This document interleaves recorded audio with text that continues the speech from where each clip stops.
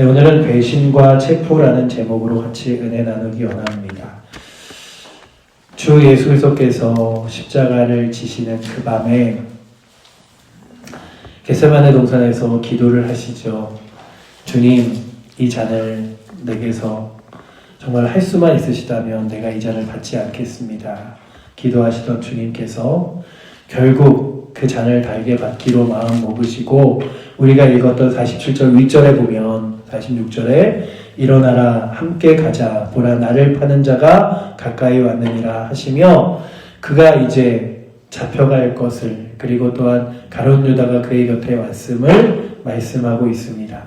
그러니 예수님께서는 모든 만물의 인류와 역사와 사람들의 모습을 아시면서 때로는 그에게서 안타깝게 여기시기도 하고 바라보시기도 하는데, 가룟 유다가 몇 가지 이유로 예수님을 판 이유가 있습니다. 가룟 유다는 원래 예수님이 이 이스라엘과 예루살렘을 장악하여 왕이 될 것이라고 믿었던 사람 중에 하나입니다. 그래서 예수님이 어느 순간 정말 만왕의 왕처럼 예루살렘을 가득 힘으로 포위하고 로마의 사람들에게서 우리를 정말로 구해내며 강력한 나라를 다시금 만들어낼 것이라고 기대했는데, 그 기대와 다르게 예수님은 나귀를 타시고, 그리고 또한 그 기대와 다르게 십자가를 지신다고 이야기하며 올라가는 것들을 보면서 적잖게 실망했습니다. 그리고 그가 마음을 먹었죠. 그 마음 먹은 것을 예수님이 미리 아시고, 그리고 그 최후의 만찬의 자리에서 그에게 넌지시 언지를 하시기도 합니다. 그러나 그는 그의 악한 마음에 달려가는 것을 막지 못하고 결국 예수 그리스도를 파는데 나아가도록 마음먹었고, 그리고 이제 대제사장들이 보낸 사람들과 함께 예수님을 잡으러 나왔습니다. 그리고 군호를 짰죠. 여러분들, 제가 입 맞추는 사람이 바로 예수라는 사람입니다. 그러니 다른 사람 잡지 마시고 그 예수라는 사람을 잡으세요 라고 이야기합니다. 그리고 이제 가룟 유다가 예수 그리스도를 파는데, 아까도 그 증인들의 고백이라는 찬양을 예배 전에 이렇게 틀어놓으면서 가룟 유다의 고백을 듣는데, 그런 고백을 해요. 제가 두 가지 실수를 했는데, 첫 번째는 예수를 팔고자 마음 먹은 것이고, 또 하나는 그 예수를 판 것이 후회되어 자살한 일인데, 그 후회 없이 자살하지 않고 주님 앞에 돌아왔다면 어땠을까요? 이런 질문을 하는데, 여러분들, 가룟 유다가 주님, 제가 잘못 생각했습니다.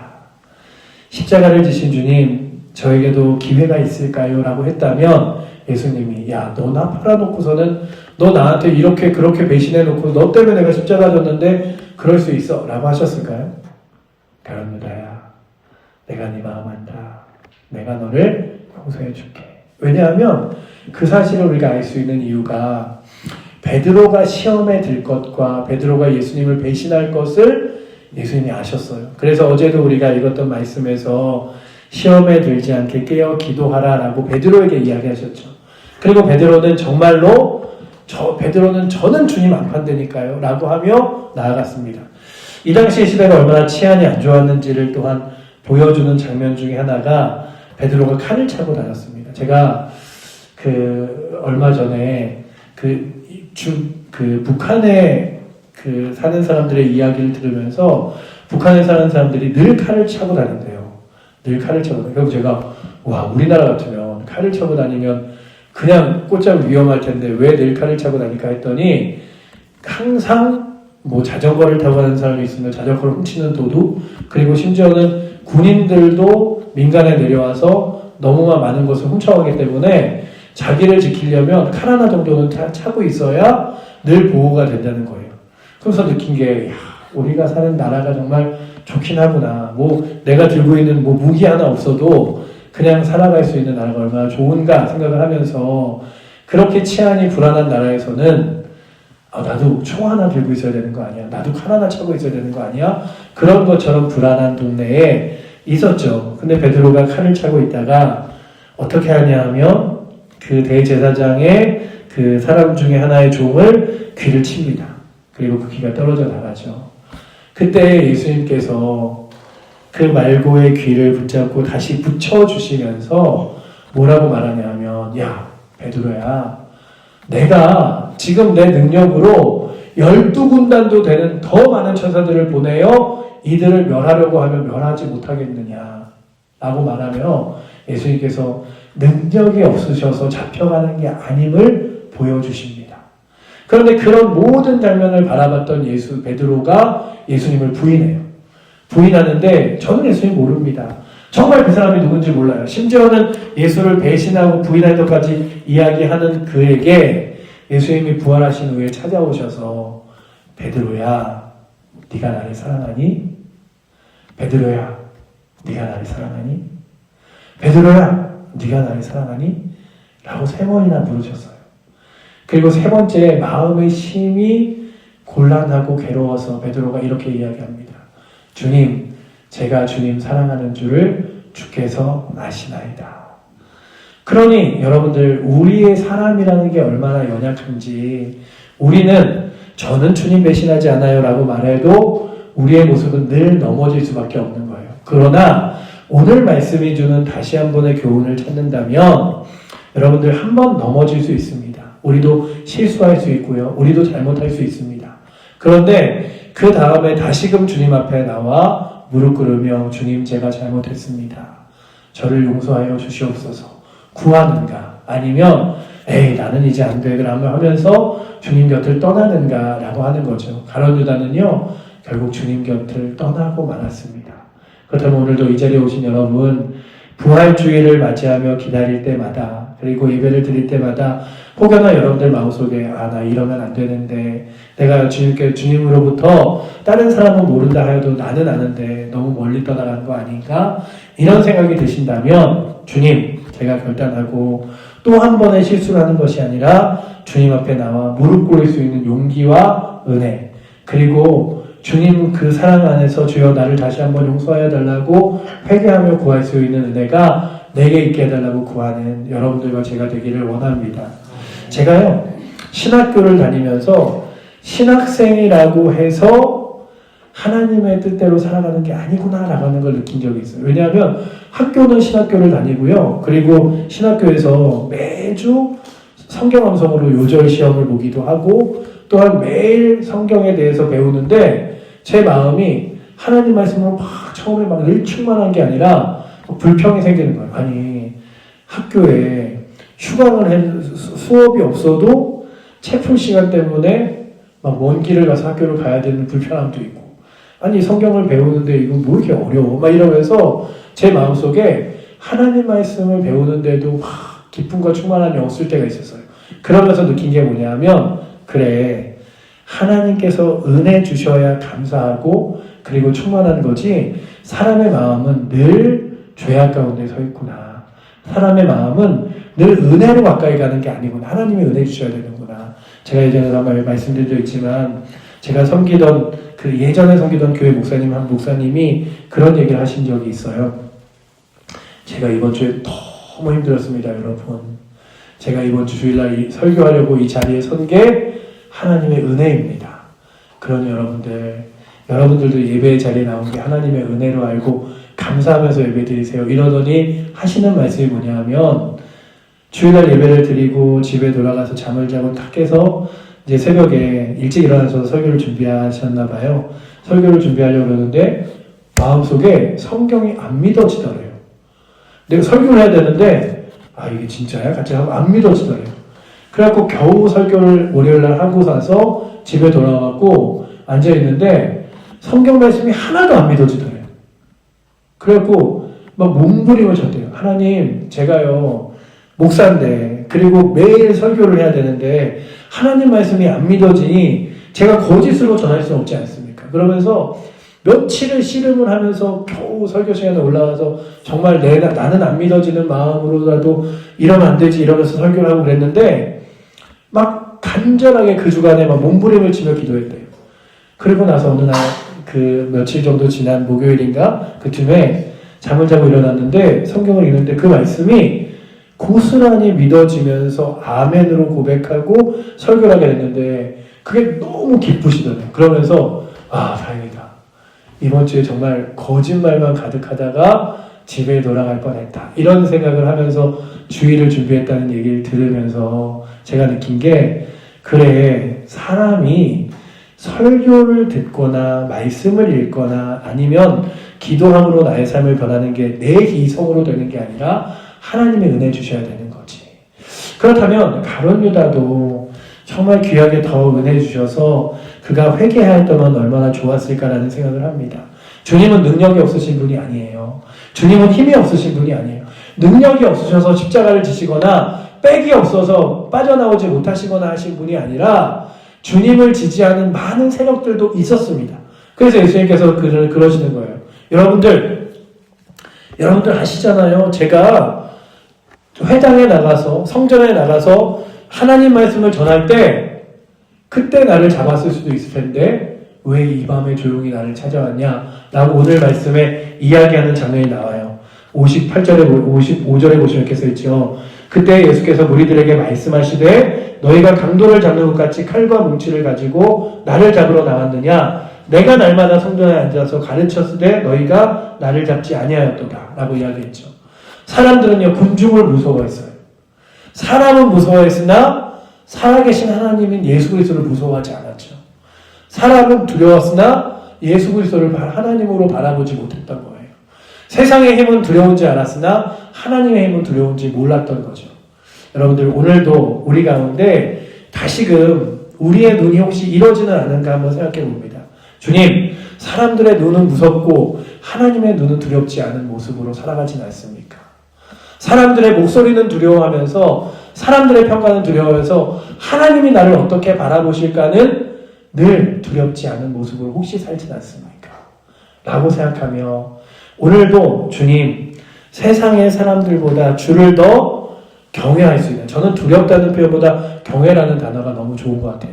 그러니까 주님이 얼마나 크고 위대하신지 알면서 그분 앞에 무릎을 꿇는 거죠. 주님을 경외하고 높여드릴 수 있는 마음이 내게 있게 해달라고 구하기를 원합니다. 그래서 사람들의 평가가 두려워서 내가 두려워서 있는 것이 아니라 주님이 기뻐하시는 일이라면 그거 하겠다. 주님이 원하시는 일이라면 그거 하겠다. 교회에 전도연 물티슈가 이제 왔어요. 와갖고 이제 제가 막 고난주간과 부활절에 같이 전도도 하세요 하면 너무 부담스러울 것 같아서 부활주일 지나고 그 다음 주에 또 전도 이야기를 하면서 성도님들에게 나눠드려야지 라고 생각하면서 이제 저도 매일 한 하루에 5개에서 10개 이상은 꼭 나가서 이 물티슈를 전도로 전하고 나눠주리라 이런 생각을 하면서 옛날에 전도했던 생각이 막 나는 거예요. 전도했을 생각이 나면서 그 전도지를 막 들고 나가서 이렇게 처음에 어릴 때 전도할 때 이게 나눠줄 때도 부끄러워서 이렇게 예수 믿으세요 이랬던 모습들 있잖아요. 그리고 혹시 누가 나를 알아보면 어떡하나. 그래서 막 교회 주변에 전도하는데 친구들 없는 좀 멀리 교회 먼 데 가서 이렇게 전도지 나가줬던 게 생각나면서 야, 그때만 해도 내가 참 사람이 더 무섭고 두려웠던 것 같은데 여러분들 우리가요 복음을 전할 때도 믿음의 삶을 살 때도 사람이 두려워지면요 자꾸 부끄러워져요. 그래서 학생들 중에서도요 나 교회 다닌다고 예수 믿는다고 얘기 못하는 사람이 있는 거예요. 그런데 하나님이 두려워지면 세상이 두려워지지 않습니다. 세상 앞에서 담대해질 수 있어요. 그러니 오늘도 여러분들 이 대제사장들은 높은 지위와 능력과 그리고 많은 군사들을 주님을 잡으러 보낼 수 있는 힘은 있었는지 모르지만 사람을 두려워하고 하나님을 두려워할지 몰랐습니다. 그렇다면 오늘도 십자가 지신 예수님을 바라보며 우리는 사람을 두려워하는 게 아니라 우리를 사랑하신 주님을 두렵고 경외하는 모습으로 나아갈 수 있는 은혜가 있기를 원합니다. 주님은 힘이 없으신 분이 아니에요. 능력이 없으신 분이 아니에요. 말고의 귀를 그 자리에서 붙여주기도 하시고 또한 많은 군사를 불러 이들을 멸하기도 하실 수 있는 분이라고 말씀하잖아요. 그러면서도 그분이 스스로 십자가의 길을, 고난의 길을 걷기도 하십니다. 그리고 그가 신문을 당하시기도 하시죠. 그리고 가장 가슴 아팠던 게 무엇일까 생각해 보면 가룟 유다로부터 배신당한 일이 아니었을까라는 생각이 들어요. 예수님께 가장 가까이 나와서 가룟 유다가 입을 맞추잖아요. 딱 손등에 입을 맞추는데 이 입맞춤은 주님을 사랑하거나 경외한다는 뜻이 아니라 이 사람을 잡아가라는 뜻이었어요. 그러니 참 그 마음이 어땠겠어요? 네가 행하고자 하는 일을 행하라 라고 말씀하시잖아요. 그런데 이 말씀을 보면서 나는 어떤가? 나는 내 마음속에서 주님을 배신하거나 배반할 때가 없는가? 라는 생각을 해봤습니다. 그래서 우리 가운데 주님 나의 삶을 통하여 주님을 기쁘시게 해드리되 주님을 마음 아프게 하는 일이 없도록 나의 삶을 이끌어 달라고 구할 수 있으면 얼마나 좋을까. 그래서 여러분들도 저도 평생 다 넘어지지 않을 수는 없겠죠. 그러나 때론 넘어지더라도 다시금 회개하고 돌아와 주님 앞에 서는데 그럴 때마다 주님 제가요 주님 마음 아프게 하는 것이 아니라 기쁘게 할 수 있는 자녀 그리고 하나님의 백성 되게 하여 주시옵소서 라고 구하며 무엇을 할 때도 어떤 결정과 어떤 행동을 할 때도 이거 하면 주님이 기뻐하실까? 주님이 마음 아파하실까? 이러면서 생각했으면 좋겠어요. 그 소설 중에 이런 소설이 있습니다. 예수님이라면 어떻게 하셨을까라는 소설이에요. 그 What would Jesus do라고 해서요. WWJD라고 하는 그 문구로 우리가 그 감사불평 팔찌 하듯이 차고 다니는 팔찌가 그것도 있거든요. WWJD인데 그게 뭐냐면 예수님이라면 어떻게 하셨을까? 그걸 왜 팔찌를 차고 다니냐 하면 그런 거예요. 내가 어떤 결정을 하고 말을 하고 행동을 할 때 딱 한번 생각해 보는 거예요. 예수님이라면 어떻게 하셨을까? 예수님이라면 이 일을 기뻐하셨을까? 칭찬하셨을까? 아니면 마음 아파하셨을까? 그래서 오늘도 이 자리에 있는 저와 여러분들이 예수님이라면 어떻게 하셨을까를 생각하며 때로는 예수님을 우리의 연약함 때문에 마음 아프게 한다 할지라도 다시금 돌아와 주님 앞에 무릎 꿇을 때 기뻐하시겠죠. 때로는 내 생각과 행동 가운데서 이렇게 말 한마디 하고 싶을 때 이렇게 행동하고 싶을 때 나로 하여금 그럼 예수님이라면 어떻게 하셨을까? 제가 오늘 저기 정읍에 저희 딸을 차로 태워다 주러 가다가 이렇게 도로로 가는데 차가 제 앞을 이렇게 1차선인 도로 그 북면까지 가는 길에서 정면으로 들어오더니 이쪽에 차를 착 세우는데 우와 조금만 더 빨랐으면 사고 났겠다 이러면서 제가 순간 차에서 내려서 한마디 해? 이러다가 진짜 마음속에 한마디 이러다가 오늘 예배인도 해야 되는데 그러지 말아야지 그러고 돌아왔는데 우리 마음속에 그럴 때가 얼마나 많겠어요. 내가 한마디 해? 내가 가만두지 마라? 뭐 이런 마음들 들 때마다 아니면 때로는 내 마음의 욕망과 죄악이 자꾸만 죄를 붙잡으려고 할 때마다 한번 생각해 보는 거죠. 주님이 이 일로 인하여 마음 아파하시지 않을까.